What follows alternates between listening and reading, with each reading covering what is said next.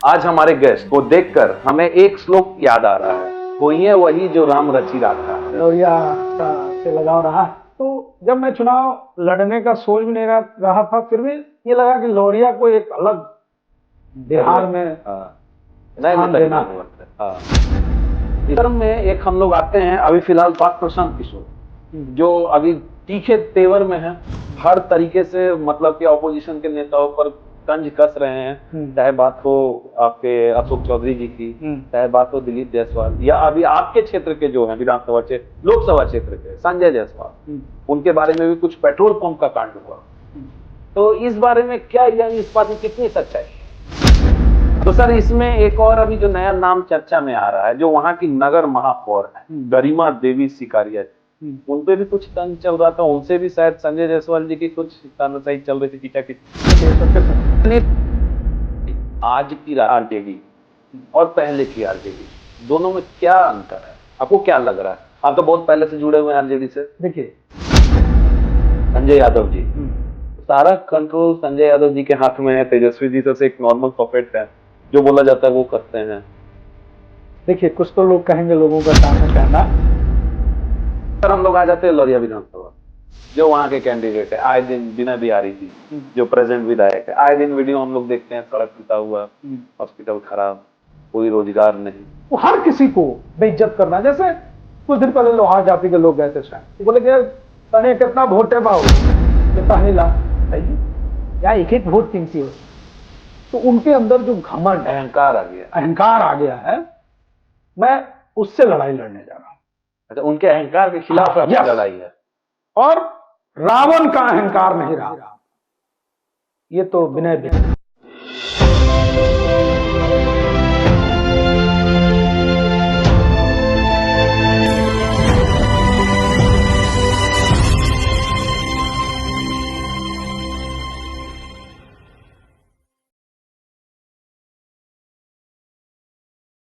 नमस्कार, बिहार चरित्र में आपका फिर से स्वागत है। आज हमारे गेस्ट को देखकर हमें एक श्लोक याद आ रहा है, होई है वही जो राम रचि राखा।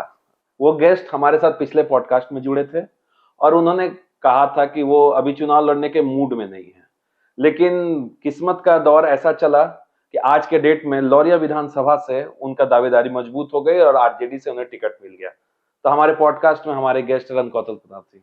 नमस्कार सर। नमस्कार, धन्यवाद सर, कैसे हैं सर? बहुत अच्छे हैं सर। चुनाव नहीं लड़ने के मूड से और आज के डेट में लौरिया विधानसभा चुनाव फाइनल हो जाना, ये कैसे हुआ? देखिए, मैंने पिछली बार भी आपको बोला था कि चुनाव लड़ने के मूड में हम सही में नहीं थे। हाँ, बट हमारे नेता का जो हमारे नेता का इच्छा था कि हम चुनाव लड़े। हाँ। क्योंकि पिछली बार जब हम चुनाव लड़े थे तो अच्छा खासा वोट आया था। हाँ। और लौरिया में हम काफी मेहनत किए भी हैं जी। बट फिर भी मेरा चॉइस पहला चनपटिया था, क्योंकि चनपटिया में मेरा जन्म हुआ है। हाँ। और चनपटिया बाजार में मेरा सारा पुश्तैनी मकान है, सब बचपन गुजरा है, वहाँ के सरकारी स्कूल से हम लोग पढ़े हैं, तो काफी इष्ट मित्र सारे जानने वाले। बट लौरिया मेरी कर्मभूमि है और लौरिया पूरे वर्ल्ड में के लोग जानते हैं लौरिया को। अच्छा। ड्यू टू वहाँ जो भी महात्मा बुद्ध के अवशेष हैं, अच्छा, मिले हैं, या सम्राट अशोक के कह सकते हैं। अच्छा, लौरिया में ही मिले थे? लौरिया में नंदनगढ़ एक जगह है, मतलब ये ऐतिहासिक जगह है, हिस्टोरिकल प्लेस है। यस यस, इसलिए आपको लौरिया से ही इतना लगाव। हाँ, और ये है। हाँ, और लौरिया में हमारे सारे रिलेटिव्स हैं, इवन मेरे सारे रिलेशन लौरिया में ही हैं। तो बचपन से ही कहिए कि लौरिया आना जाना और लौरिया का लगाव रहा। अच्छा। लौरिया का से लगाव रहा है। तो जब मैं चुनाव लड़ने का सोच भी नहीं रहा था, फिर भी ये लगा कि लौरिया को एक अलग बिहार में स्थान देना है। हाँ, इसलिए लौरिया ही आपको। लेकिन फिर भी सर, थोड़ा सा लगता है कि हाँ, आज से हम लोगों का पॉडकास्ट 1.5 महीना पहले हुआ था, और 1.5 महीना में आपको मतलब कि आदेश हुआ ऊपर से। अब जैसे हम लोग आए दिन आपका फेसबुक इंस्टाग्राम देखते हैं, कभी राबड़ी जी से मिलना, कभी लालू जी से मिलना। एक आपका स्टेटस हमने देखा था कि चनपटिया के लिए आपने डाला था वीडियो लालू जी के साथ, कि चनपटिया में लिखे चनपटिया और हैशटैग थोड़ा इंतजार का मजा लीजिए। उस समय ये क्लियर हो रहा था कि कहीं आप चुनाव लड़ सकते हैं, तो इस बार आपने चुनाव के लिए लिया, तो लौरिया में मुद्दा क्या रहेगा? देखिए, सबसे पहले बताएं हम कि पहले टिकट वाली बात पे, रोहिणी दीदी के चुनाव में, छपरा वाले चुनाव में मैंने काफी मेहनत किया। लोकसभा चुनाव, हाँ, जैसा लोकसभा चुनाव में, हाँ। और वहां के जो भी कुर्मी वोटर थे, मैक्सिमम कुर्मी वोटरों ने रोहिणी दीदी के पक्ष में अपना मतदान किया था। अच्छा। यानी लालू जी पे उन्होंने अपना विश्वास जताया था। कुर्मी समाज नीतीश, हाँ, वो अगर आप बूथ वाइज या पंचायत वाइज आंकड़ा निकालेंगे तो उसमें ये प्रूफ भी होता है। तो हम लोग जो मेहनत किए थे उसका रिजल्ट दिखा था। वो अलग बात है कि 13,000 वोटों से हार गई थी दीदी। इसके चलते लालू जी एंड लालू जी की फैमिली, कह सकते हैं आप, उनको लगता था कि नहीं, अब कुर्मी वोट कन्वर्ट हो चुका है। हाँ। तो लौरिया के भी अगर, और दूसरी बात कि लालू जी को लग रहा था कि लड़का मेहनती है, आप पे भरोसा बहुत है। हाँ, ये तो ऑनलाइन देखते हैं हम लोग। हाँ, वो इच्छा था मेरा। तो फिर मैंने लालू जी से कहा कि मेरा इच्छा है कि हम चनपटिया से चुनाव लड़े। तो उन्होंने कहा कि कांग्रेस को वो सीट गई है। हाँ। तो तुमको, अच्छा, चनपटिया कांग्रेस की हो गई, कंफर्म है? हाँ, कंफर्म है। तो उनका ये इच्छा था कि नहीं, लौरिया से तुम मेहनत किए हो और लौरिया में अच्छा मेहनत की, तुमको लौरिया से ही चुनाव लड़ना भी चाहिए। और मेरा भी एक था विशेष लगाव जो होता है, लौरिया से था भी। तो हम लौरिया पूरे ताकत से इस बार चुनाव लड़ेंगे। कैंपेन चल रहा है फुल ताकत से। हाँ। सर, इस क्रम में एक हम लोग आते हैं, अभी फिलहाल बात प्रशांत किशोर पर, जो अभी तीखे तेवर में है, हर तरीके से मतलब कि ऑपोजिशन के नेताओं पर तंज कस रहे हैं। चाहे बात हो आपके अशोक चौधरी जी की, चाहे बात हो दिलीप जायसवाल, या अभी आपके क्षेत्र के जो हैं विधानसभा क्षेत्र, लोकसभा क्षेत्र के संजय जायसवाल, उनके बारे में भी कुछ पेट्रोल पंप का कांड हुआ। तो इस बारे में क्या, या इस बात की कितनी सच्चाई है? अब देखिए, प्रशांत किशोर पांडे जी के बारे में हम बहुत कमेंट्स नहीं करेंगे जी, ठीक है। आप, मेरे लिए बोलना भी उचित नहीं है, बट जितना हम समझ पाए हैं जी, प्रशांत किशोर पांडे सिर्फ और सिर्फ पिछड़ों के जो बड़े नेता हैं उनको टारगेट कर रहा है। अच्छा, आप गौर किए होंगे कि जो भी बिहार के पिछड़ों के बड़े नेता हैं, वो किसी दल के हों, सिर्फ उनको टारगेट किया जा रहा है। आप जान रहे हैं कि इस हमाम में सब नंगे हैं। हाँ। लगभग। हाँ। बट आप देखिए, एक बार उन्होंने मंगल पांडे पे आरोप लगाया। हाँ। उसके बाद आप नॉट अ सिंगल, एक कमेंट्स आप नहीं देख रहे होंगे जो मंगल पांडे पे उन्होंने कोई कमेंट्स किया। हाँ। लेकिन जितने लोकप्रिय नेता हैं, जितने बड़े नेता हैं पिछड़ों के, दलितों के, सिर्फ और सिर्फ उन पे आरोप लगा रहे हैं। ये बात थोड़ा हमको खलता है। अगर प्रशांत किशोर पांडे जी को लगता है कि नेता चोर है, तो और लोगों पे भी आरोप लगाइए, सारे कास्ट पर। हाँ, यस, वो कभी नहीं बोलते हैं कि जगन्नाथ मिश्रा भी चारा चोर थे, चारा घोटाला में सजा याफ्ता थे। हाँ। बहुत सारी चीजें, वो ये सब बात नहीं बोलते हैं। लेकिन आप देखे होंगे, अब जैसे आपने कहा संजय जायसवाल जी, देखिए, मैं दावे के साथ कहता हूं, संजय जायसवाल चंपारण के पिछड़ों के सबसे बड़े नेता हैं आज के डेट में। यस, संजय जायसवाल पिछड़ों के बहुत बड़े नेता हैं चंपारण के। तो आप गौर किए होंगे कि भाजपा और पूरे बिहार में कुछ भी राजनीति करे, पश्चिम चंपारण में पिछड़ों की राजनीति करती है। हाँ। बेतिया से माननीय रेणु देवी हैं, हाँ। चाहे चंपारण से, पश्चिम चंपारण से जो सांसद हैं संजय जायसवाल जी, वो हैं। अब इनको लगा प्रशांत किशोर पांडे जी को कि संजय जायसवाल पे ही हमला करना, तंज का साजा। बट देखिए, उनका दल अलग है जी, हमारा भी दल अलग है, ठीक है। हम उनके राजनीतिक विरोधी हैं, ये सत्य है। पर ये जो हमला उन पे हुआ है, उसमें दूर दूर तक उनका लेना देना नहीं हुआ। जैसे छोटी छोटी चीजें, जैसे उनको पेट्रोल चोर बोला जा रहा है। अरे मेरा कहना, नगर निगम को पेट्रोल खरीदना था या डीजल खरीदना है, तो वो तो कोई आप लेटर अगर लिखे हो कि आप मेरे पेट्रोल पंप से लीजिए, वो दिखाइए आप, तो हम समझ सकते हैं। सही बात। अरे भाई, आप पेट्रोल कहीं से भी ले सकते हैं, डीजल कहीं से भी ले, नगर निगम की मैं बात कर।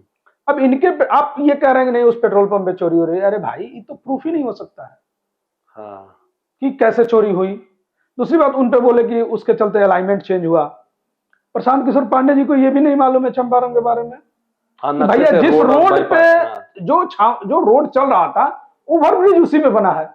आप देखेंगे इसको, चूंकि वो पेड मीडिया उनके पास बहुत है, पीआर बहुत है, हाँ, टोटल पेड मीडिया है, तो वो अपनी बात नहीं होता है कि झूठ 100 बार भी बोला जाए तो सही हो जाएगा, हाँ। और वो लगातार झूठ को ही सच प्रूफ करने में लगे हैं। तो मैं इस मुद्दे पे संजय जायसवाल के सपोर्ट साथ में, इसलिए कि वो एक ईमानदार नेता भी है।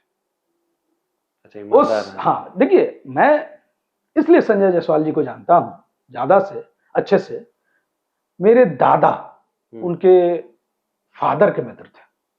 अच्छा, मेरे दादा उनके फादर के बहुत अच्छे फॉलोअर थे, बहुत अच्छे मित्र थे। अच्छा। मेरे दादा खांटी कांग्रेसी थे, फिर भी उनके फादर के बहुत अच्छे मित्र थे, फॉलोअर थे। मेरे फादर के मित्र हैं संजय जायसवाल जी। तो मेरा होता है ना कि बड़े लोगों पे बोलना आसमान में थूकने के बराबर है।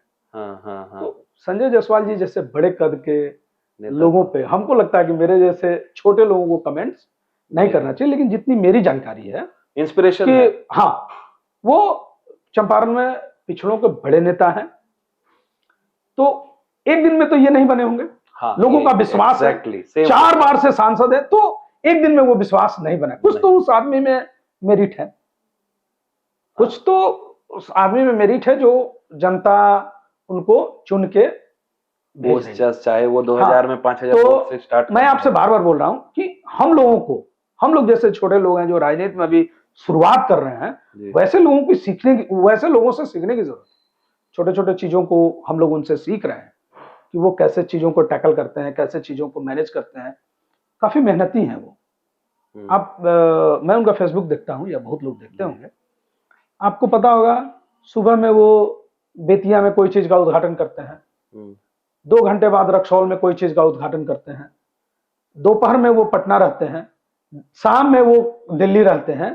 तो लगातार ट्रेवल करते हैं, काम करना है, और इतना मेहनती। देखिए हम बोल रहे हैं बहुत चीज हम सीखे हैं उनसे और सीखने की कोशिश भी कर रहे हैं, बहुत मेहनती आदमी। इसलिए तो ये चीज वही हम बोले ना कि वो चीजों को आप अडॉप्ट करिए, वो चीजों को सीखिए जो सामने वाले में अच्छा गुण है। सिर्फ नुक्स निकालने में आप राजनीति करिएगा, और हम इसके धूर विरोधी हैं। किसी पे कीचड़ उछाल के या किसी को बदनाम करके हम अपनी राजनीति करें, ये हमसे नहीं होगा। उस दिन मैं राजनीति से संन्यास ले लेना चाहूंगा जब हमको ऐसे करके अगर हमको वोट मिले, कीचड़ उछाल के। हाँ, वैसा मैं अपनी बात बताऊंगा कि मैं आपको ये करूंगा वो करूंगा, लेकिन ये नहीं कि वो चोर है वो चोर है। अरे भैया, आपको कहा नवयुवा से आपको 12 करोड़ रुपया मिल गया और आप भाषण दे रहे हैं कि 2 घंटा का हमसे कंसल्टेंसी लिया था तो 11 करोड़। अरे 11 करोड़, आप ये बेतुका, कौन जनता नहीं जान रहा कि बेतुका बात आप बता रहे हैं। इसीलिए इस सभा में सब नंगे हैं। किसी पे कमेंट्स करने से पहले अपना गिरेबान में झांकिए और गला फाड़ के पिछड़े जितना बैकवर्ड नेता है, फिर से मैं कह रहा हूं, इस बात को नोट करिएगा, प्रशांत किशोर पांडे किसी भी फॉरवर्ड नेता को, किसी भी स्वर्ण नेता को पे कमेंट्स नहीं कर रहे हैं। सारे पिछड़ों दलित जो भी नेता हैं उन्हीं को निशाना बना रहे हैं, उन्हीं को टारगेट कर रहे हैं। तो उनका जो क्लियर विजन समझ में आ रहा है, आम आदमी अब समझ चुका है कि प्रशांत किशोर अब कहीं चुनावी लड़ाई में नहीं दिखेंगे। अच्छा, कोई फ्यूचर दिख रहा है सर? हमको तो नहीं दिख रहा है, कोई फ्यूचर नहीं, एकदम नहीं दिख रहा है। जैसे बोला, बिकॉज मैं बता रहा हूं, जो सबको फ्रॉड बोले उस समझिए सबसे बड़ा फ्रॉड वो है जो आप बिना मतलब का रोज आप भाषण दिए जा रहे हैं, बोलते जा रहे हैं। अरे भाई, आप विजन, शुरू में वो विजन की बात करते थे कि हमको ये करना है वो करना। अभी आप देखे होंगे काम की बात पहले होते थे, अभी 2-3 महीने से लोगों को सिर्फ ब्लैकमेल कर रहे हैं। पता है अशोक चौधरी कह रहे हैं कि आप 500 करोड़ निकलवा देंगे। अरे भाई, तो निकलवाइए ना, ये तो ब्लैकमेलिंग ना हो गया। तो खैर, हम उस नेता पे कोई कमेंट्स भी नहीं करना चाहेंगे जिसका ना एक सीट है, ना कोई जनाधार है, ना कोई मतलब है। वो बिना मतलब के ढोल है, अभी कह सकते हैं आप, बिना पेंदी का लोटा, राइट, एकदम बिना पेंदी का लोटा है प्रशांत किशोर। कोई फ्यूचर नहीं। देखिए, ना जनाधार है, ना फ्यूचर, ना बोलने आता है। बताइए, राजनीति में इतना एग्रेसिव होके बोलना, हम किसी को ठीक कर देंगे। और आप गौर किए हैं, कोई भी सांसद या विधायक पे माननीय शब्द इस्तेमाल होता है, वो तुम तड़ाका करके। अरे ये क्या भाई, आप पहले बात राजनीति को यही आप खराब करते जा रहे हैं, मनभेद हो जा रहा है। यस, ये नहीं होना चाहिए। आप पर्सनल लड़ाई लड़ने लग रहे हैं। अरे आप लड़िए, अपना मुद्दा रखिए, पर्सनल लड़ाई ये ज्यादा लड़ रहे हैं, आप गौर कर रहे होंगे। इसी से बैकफायर तो हो सकता है। मैं चाहूंगा कि प्रशांत किशोर के बारे में कोई कमेंट्स करना तो समझिए कि बिना मतलब का फालतू का टाइम वेस्ट करना है। तो सर इसमें एक और अभी जो नया नाम चर्चा में आ रहा है, जो वहां की नगर महापौर हैं गरिमा देवी सिकारिया जी, उनपे भी कुछ तंज चल रहा था, उनसे भी शायद संजय जायसवाल जी की कुछ तानाशाही चल रही थी, खींचाखींची। देखिए उसमें फिर से हम कह रहे हैं गरिमा देवी शिकारिया भी बहुत अच्छी महिला है जी, पॉजिटिव विजन लेके चली हैं और जनता ने एक तरफा वोट देकर उनको जिताया है। अच्छा, तो वो भी मैं कहूंगा कि जनता का द्वारा चुनी हुई एजुकेटेड महिला, यस, अच्छी महिला है और विकास के बारे में बात करती हैं, विकास के बारे में सोचती हैं, ये हमको अच्छा भी लगता है। और हमको लगता है ना कि इसमें एक तीसरी ताकत वही प्रशांत किशोर पूरे चंपारण को डिस्टर्ब कर दिए हैं। इन दोनों में लड़ाने का काम संजय जायसवाल जी और गरिमा देवी शिकारिया को लड़ा के और ये अपना जगह बनाने का प्रयास कर रहे हैं, जबकि मेरे नजर में दोनों विकास के प्रति जागरूक है। हमको लगता है कि हम जनता से भी अपील करेंगे इस लड़ाई में पड़ने की जरूरत नहीं है। दोनों लोग लड़ाई छोड़ के और जनता के विकास के लिए और जनता के लिए काम करें। इस छींटाकशी में कुछ व्यर्थ में अपना एनर्जी तीसरा आदमी इसमें अपना काम निकाल वो देखिए पेट्रोल छींट के चला गया है, ये दोनों को लड़ा रहा है। तो मैं चाहूंगा कि ये लोग विकास की तरफ ध्यान दें, आपस में उलझने की कोई जरूरत नहीं, क्योंकि दोनों को जनता ने पूरी तरह सम्मान दिया है। पूरी तरह जनता, चंपारण की जनता ने दोनों को प्यार दुलार आशीर्वाद दिया है।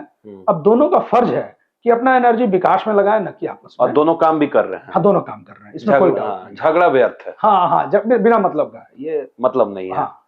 तो सर चलिए, तो अभी के चुनाव में हम आपसे क्वेश्चन करना चाह रहे हैं कि आज की राजनीति, आज की आरजेडी और पहले की आरजेडी, दोनों में क्या अंतर है? आपको क्या लग रहा है? आप तो बहुत पहले से जुड़े हुए हैं आरजेडी से। देखिए, मैंने आपको पिछली बार कहा, स्थितियां और परिस्थितियां बदली हैं। पहले आप मानते हैं? हाँ, सामाजिक न्याय की जरूरत थी जिसमें लालू जी ने काम किया। अब आर्थिक न्याय की जरूरत है जिसमें अब तेजस्वी जी काम कर रहे हैं। जैसे तेजस्वी जी कोई भी बात करते हैं तो आप गौर किए होंगे, वो नौकरी की बात करते हैं, वो दवाई की बात करते हैं, रोजगार की बात करते हैं, युवा लोगों को कैसे मैक्सिमम रोजगार मिले, या युवाओं के प्रति उनका नजरिया बहुत क्लियर है। अच्छा, तो हमको लगता है कि जनता को एक मौका देना चाहिए, जी को देना चाहिए, एकदम देना चाहिए। और मैं दावे के साथ कहता हूं कि जब तेजस्वी जी मुख्यमंत्री बनेंगे तो एक पामिस्ट ने उनको बोला है कि वो 15 साल लगातार मुख्यमंत्री रहेंगे। अच्छा, लगातार? जी, जैसे पिताजी थे। यस, तो लगातार मुख्यमंत्री रहेंगे। हमको लग रहा है कि जनता ने एक मौका दिया तो फिर तेजस्वी जी ऑप्शन नहीं बनने देंगे, क्योंकि उनमें काफी काम करने का जुनूनियत है। अच्छा, काफी मेहनती हैं और 12-1-2 बजे रात तक, 3 बजे तक काम करते हैं वो आदमी। तो बड़ी बात है। मेहनती हैं और चीजों को तुरंत समझ जाते हैं। कोई कुछ बात बोल रहा है तो क्यों बोल रहा है, कैसे बोल रहा है, उसके पीछे क्या रीजन हो सकता है। मतलब उनका आईक्यू लेवल बहुत तेज है और मेहनती भी, मेहनती है। तो एक हम बोल रहे हैं कि बिहार को ऐसा मुख्यमंत्री मिलता है तो ये बिहार के सौभाग्य की बात होगी, यहाँ के युवाओं के लिए सौभाग्य की बात होगी, जो सिर्फ और सिर्फ रोजगार की बात करते हैं। तो सर एक पक्ष तो ये भी बोलता है कि उनका जो भी बोली है वो सारा संजय जायसवाल ही कंट्रोल करते, जो उनके पीए बोले जाते हैं, संजय यादव जी, तो सारा कंट्रोल संजय यादव जी के हाथ में है। तेजस्वी जी से एक नॉर्मल पपेट है, जो बोला जाता है वो करते हैं। देखिए, कुछ तो लोग कहेंगे, लोगों का काम है कहना, विपक्षी लोग तो कुछ ना कुछ तो कहेंगे। हाँ, नहीं, जैसे आप सक्रिय हैं, आप खूब समझिए, आप अपने ऊपर लेकर, अगर आप में स्पार्क नहीं रहा तो कोई पीछे वाला कितना भी मदद कर दे, आप उस चीज को डिलीवर नहीं कर सकते। आप में कुवत है तब और कौन नहीं पीए रखता है, मैं बताना चाहता हूं, कौन पीए नहीं रखता है, सारे लोग रखते हैं। सारे आपको इनपुट चाहिए तो आप अकेले तो कोई चीज कर नहीं पाते हैं, पूरी टीम रहती है। उसमें टीम के एक मेंबर हैं संजय यादव जी, जो कि इंटेलिजेंट है। आपकी मुलाकात?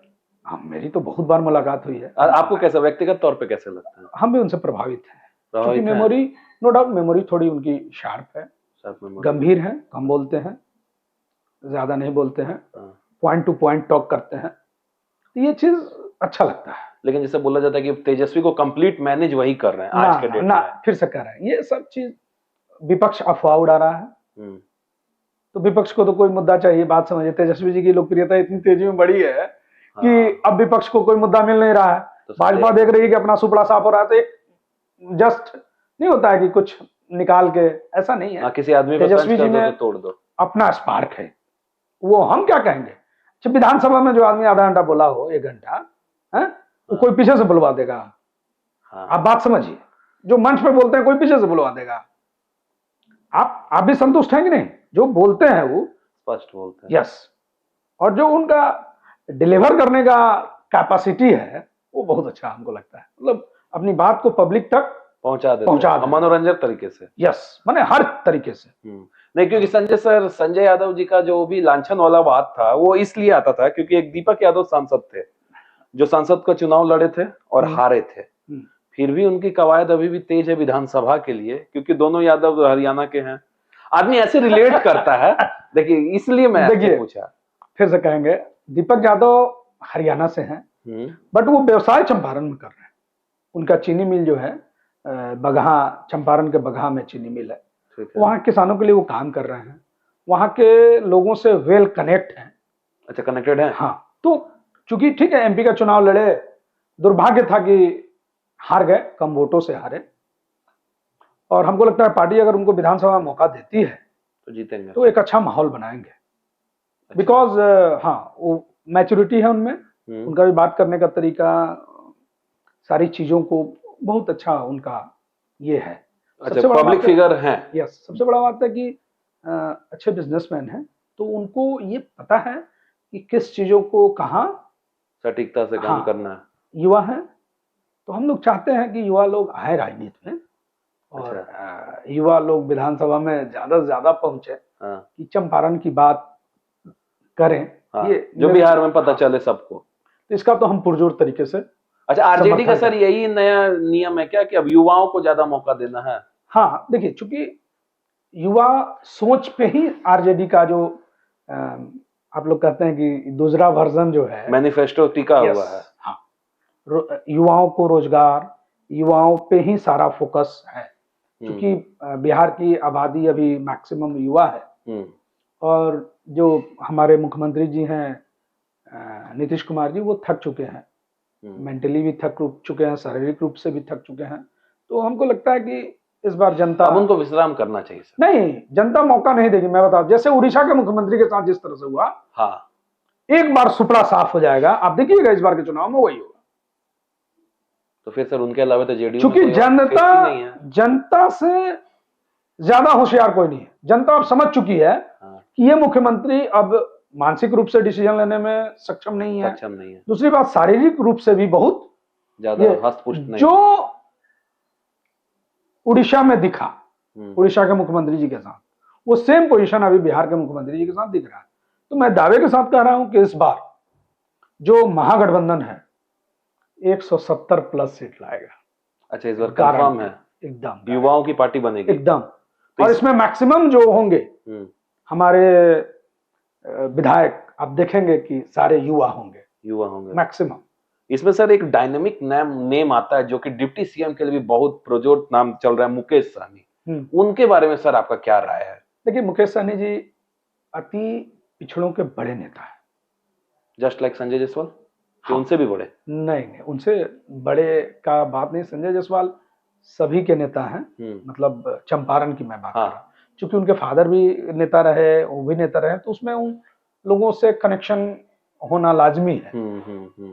ये इतने कम समय में, और ये आदमी जिस तरह से अति पिछड़ा, मतलब स्पेशली मल्लाह समाज का नेता बन के जिस प्रकार उभरे हैं, ये वाकई में मतलब आश्चर्यजनक है। हाँ, हैरतअंगेज काम करते हैं। और ये भी आदमी बहुत मेहनती है। अच्छा, इनका भी मेमोरी पावर बहुत शार्प है भाई। अच्छा, मैं इस आदमी का, फिर से बोलूं, मैं इस आदमी का भी फैन, मुकेश सहनी का। यस, क्योंकि इतना मेमोरी शार्प है कि हर एक विधानसभा के बारे में पूछेगा, आप बता देंगे कौन कहाँ विधानसभा है। तो बहुत नेता हैं, जैसे प्रशांत कुमार पांडे से पूछ लीजिए, कैसे बताए थे कि कौन विधानसभा कहाँ, नहीं बता पाएंगे। वो तो बोलते हैं 243 घूमे हुए हैं। अरे बोलने से क्या होता है सर, मुकेश सहनी जी से आप पूछ लीजिए, हर चीज का जवाब दे देंगे सेटिस्फैक्ट्री। हाँ, संतुष्ट कर देंगे। अरे गजब, उस आदमी में अलग ऑरा है, हम बता रहे हैं। तो भविष्य के बड़े नेता हैं। तो डिप्टी सीएम के कैंडिडेट हैं?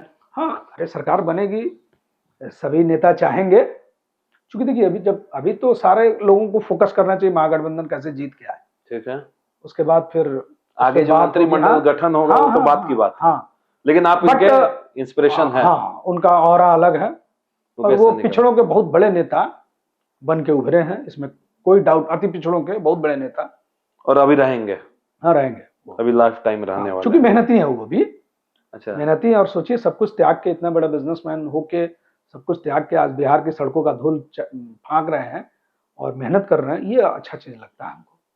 अच्छा। कि बिहार के लिए, बिहार के अति इतना डेडिकेटेड, जो कि मुंबई में रहते थे शायद से, मैंने एक मल्लाह जाति के लिए, और वो सही बोलते हैं, मल्लाह का जितना संख्या है उस हिसाब से उनको जगह नहीं मिला, उनके नेताओं को, या तो उसमें वो प्रयास कर रहे हैं। तो अच्छा, विधानसभा में जगह नहीं मिला, तो ये अच्छी बात है। चलिए एक हो गया सर। अब सर हम लोग आ जाते हैं लौरिया विधानसभा पे, जो वहां के कैंडिडेट है। आए दिन विनय बिहारी जी, जो प्रेजेंट विधायक है, आए दिन वीडियो हम लोग देखते हैं, सड़क टूटा हुआ, हॉस्पिटल खराब, कोई रोजगार नहीं।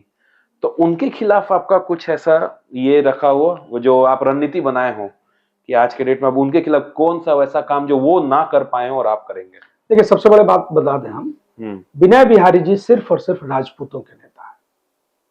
उनसे बड़ा जातिवादी नेता हम दुनिया में नहीं देखे। अच्छा, जातिवादी, जैसे उनको कॉन्ट्रैक्टर भी चाहिए तो राजपूत हो, उनका गली का रोड अगर ढलाए तो उनका कास्ट का होना चाहिए, अगर वो किसी का टेंडर मैनेज करा रहे हैं वो उनके जाति का हो। जैसे उनके लिए अभी फील्डिंग भी करता है, उनको मतलब उनसे बड़ा जातिवादी नेता मैंने अपने लाइफ में नहीं देखा। माने जातिवादीता उनमें कूट कूट के भरी हुई, जो एकदम गलत है। आप जब विधानसभा का प्रतिनिधित्व करते हैं तो आप सभी के नेता हैं, एग्जैक्टली। लेकिन उनमें जातिवादी सोच जो है ना, वो कूट कूट के भरा हुआ, वो किसी के नहीं है। इवन भाजपा के भी जो लोग हैं, जो पिछड़े दलित या अदर कास्ट के मैंने नेता, बीजेपी के बड़े बड़े नेता, उनको जानते हैं, वो पैरों तले दबा के रखते हैं। अच्छा। किसी का भी वो सम्मान व्यक्ति नहीं करते हैं। ये चीज हमको बहुत बुरा लगता है। मेरा बीजेपी के नेताओं से भी बात होती है। अच्छा। वो हर किसी को बेइज्जत करना। जैसे कुछ दिन पहले लोहार जाति के लोग गए थे शायद, तो बोले कि यार तनी कितना वोट है बाबू, ये तहनी ला, बताइए, या एक एक वोट कीमती होता है। तो उनके अंदर जो घमंड, अहंकार आ गया है, मैं उससे लड़ाई लड़ने जा रहा हूं। अच्छा, उनके अहंकार के खिलाफ आपकी लड़ाई है। और रावण का अहंकार नहीं रहा था, ये तो विनय बिहारी है। और इनको लगता है कि लोगों को फुसला के, बहला के, जिस तरह से ये वोट ले लिए, अब लोग जागरूक हो गए हैं। अब लोग विकास के लिए इनसे पूछ रहे हैं। जैसे जवाहरपुर एक पुल बनाना था, तो ये नौटंकीबाज है शुरू से, वहां गए, बोले कि पुल निकल जाएगा, शिलान्यास ये वो। आज भी जोगापट्टी का मैक्सिमम गांव मेन विंग से कटा हुआ है, सिर्फ कोई विकास नहीं है। सभी लोग, अभी बाढ़ आया, सभी लोग त्रस्त हैं। और हमारे माननीय विधायक जी को कोई मतलब जनता से नहीं है। ये सिर्फ और सिर्फ अंतिम में लोगों को बहला के, फुसला के, चकमा देके, मतलब ये बहुत बड़े चकमाबाज हैं, गुमराह। हाँ, गोल गोल बात बोल के। चूंकि गायक गाना लिखते हैं तो थोड़ा गोल गोल बात इनको बोलने आता है। अंतिम में आएंगे भोजपुरी स्टार को नचवा के लोगों का वोट जो वोट ले लेते हैं। लेकिन आप तो मैं इस बार दावे के साथ कहता हूं कि अब जिस तरह से सोशल मीडिया आया है, जिस तरह से जनता जागरूक हुई है, अपना अधिकार समझने लगी है, इस बार उनका दाल नहीं गलने वाला। और मैं दावे के साथ कहता हूं कि मैं उनको इतने वोटों से हराऊंगा इस बार कि उनको लगेगा कि जो उनको ये अहम है कि भाजपा से टिकट लेने के बाद मेरी जीत सुनिश्चित है। हाँ। इस बार सारा अहंकार उनका टूटेगा। कारण कि भाजपा के कार्यकर्ता, वोटर सभी इस बार हम लोगों के साथ समर्थन में है। इसलिए कि उनके व्यवहार से सभी लोग नाराज हैं, दुखी हैं और उनके जातिवादी सोच को लेके सारे लोग उनसे कटे हुए हैं। अच्छा, जातिवादी के चलते एकदम घोर जातिवादी है। उतना बड़ा जातिवादी नेता आपको इंडिया में कहीं नहीं मिलेगा, इतना घोर जातिवादी नेता है। वो सिर्फ और सिर्फ अपने जाति के लिए वो आदमी कुछ भी कर देंगे। जैसे आपका और किसी और से लड़ाई हो जाए, अगर उनके जाति वाला दोषी है या उसमें दोष होगा तो भी वो उसका पक्ष लेंगे, निर्दोष खड़ा कर देंगे। तो उसमें क्या है, ये न्याय भी लोगों के साथ नहीं कर पाते हैं। तो मैं दावे के साथ कहता हूं इस बार भाजपा के लोग इनको हराने का काम करेंगे। अच्छा, भाजपा के लोग हराएंगे। आरजेडी वाले तो हमारे साथ हैं, इस बार भाजपा के कार्यकर्ता वोटर सब हमारे साथ है, कारण सबको ठगे हैं। अच्छा। इनका व्यवहार जो है ना वो काफी अहंकारी और किसी से छुपा नहीं है। और इस तरह से ये लोगों से बात करते हैं, जैसे हम क्या बताएं, इनको लग रहा है कि हम तो ऐसे ही जीत रहे हैं, अपने मुख्यमंत्री हैं, लौरिया के मुख्यमंत्री हैं जी। तो इस बार इनको जनता सबक सिखाएगी, मैं आपको दावे के साथ। तो सर, कैमरा के माध्यम से, चलिए बहुत अच्छा लगा आपसे मिलकर बात करके। अब कैमरा के माध्यम से आप लौरिया के विधानसभा में जो भी वहां के आदमी हैं उन लोगों के लिए क्या मैसेज है? देखिए, हम चाहेंगे कि जनता एक बार हमको मौका दे। मैं बार बार कहता हूं, मैं एक ऐसा मिसाल कायम करूंगा जिससे आने वाली पीढ़ी याद रखेगी कि लौरिया का कोई विधायक मिला था। मैं बिना किसी भेदभाव के, बिना किसी दबाव के, मैं पूरी ईमानदारी से लौरिया के सिर्फ और सिर्फ विकास का काम करूंगा और हर एक जनता को संतुष्ट करने का प्रयास करूंगा। मैं कोशिश करूंगा कि चंपारण ही नहीं, बिहार के पटल पे लौरिया का नाम 5 सालों में बहुत ऊपर जाए और वहां जो भी